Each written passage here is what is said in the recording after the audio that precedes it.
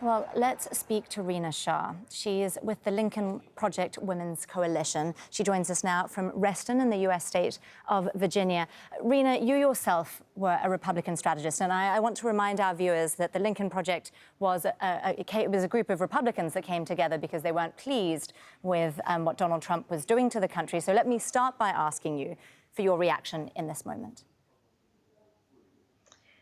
Well, I must say, I have goosebumps in this moment. It's been many days that so many of us have been on edge, though the math has looked good for Joe Biden for a couple days now. Sort of the reluctance to call a state was really, unnerving for those of us who spoke out against the president so many years ago.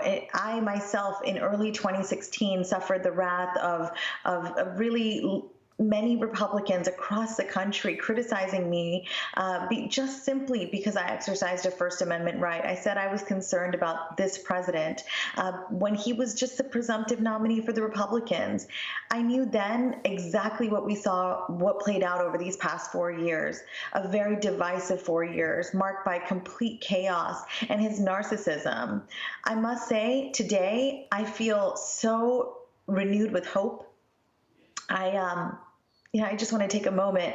It's really incredible that 244 years in America is what it took for us to see a female vice president, one that is half Black, of Jamaican descent, and of South Asian descent. Her mother looks just like my mother. My mother is an immigrant from India. It's incredible.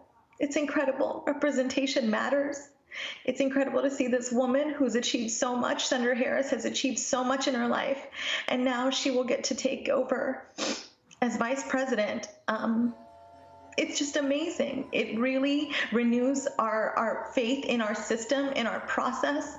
Donald Trump has spent 4 years breaking down the trust of mine and my fellow Americans in how this country works, in how our institution works, getting us to question our fellow Americans simply because we disagree on policy.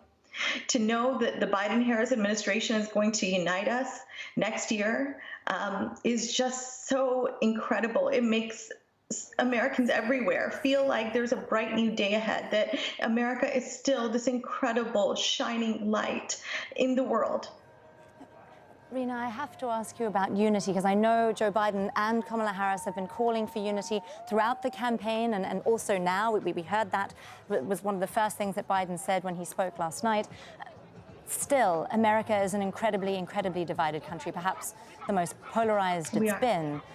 Where do you go from here? We do know that something like 70 million Americans did vote for Donald Trump. And this time round, it wasn't so much taking a punt as perhaps in 2016 when he was an unknown quantity. People voted for him with their eyes wide open this time round. What do you think that says about America? Well, I certainly want to put on my political strategist hat for a moment there. I've spent 10 years out on the campaign trail as an operative. And before that, I was on Capitol Hill for 4 years working for 2 Republican members of Congress.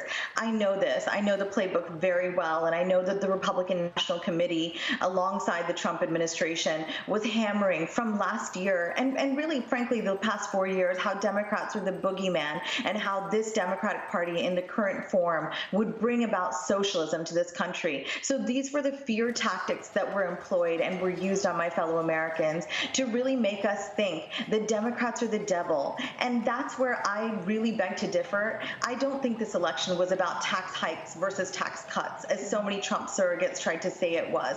I think this was an election about decency and dignity and truly coming together as Americans, though we disagree on some policy. The Trump administration wanted was the division so that they can continue to succeed and paint Trump as a savior. So no doubt there will be a tremendous task on the hands of Biden and Harris when they take office next year to really find a way to bring in those Republicans who, again, we saw great numbers go towards this president, like you said, eyes wide open, knowing his failure of leadership in this pandemic, knowing that it wasn't the economy that he created. It was a result, this booming economy we had prior to COVID was a result of Obama-era policies. There's going to be a lot to do in terms of coalition building and getting the facts back to the surface and really pushing through disinformation. There's such a lofty goal that Biden puts forward. We'll hear that tonight when he speaks to us in his victory speech. We will have to hear exactly how he wants to do it. But I believe in my heart of hearts that it's going to be broad coalition building, and it's going to take time. It's going to take patience. No one person can fix the impact of the past few years and really what it's had on me and my fellow Americans. Rina Shah there with the Lincoln Project Women's Coalition celebrating in Reston in the U.S. state of Virginia. Thanks so much for being with us, Rina. Indeed.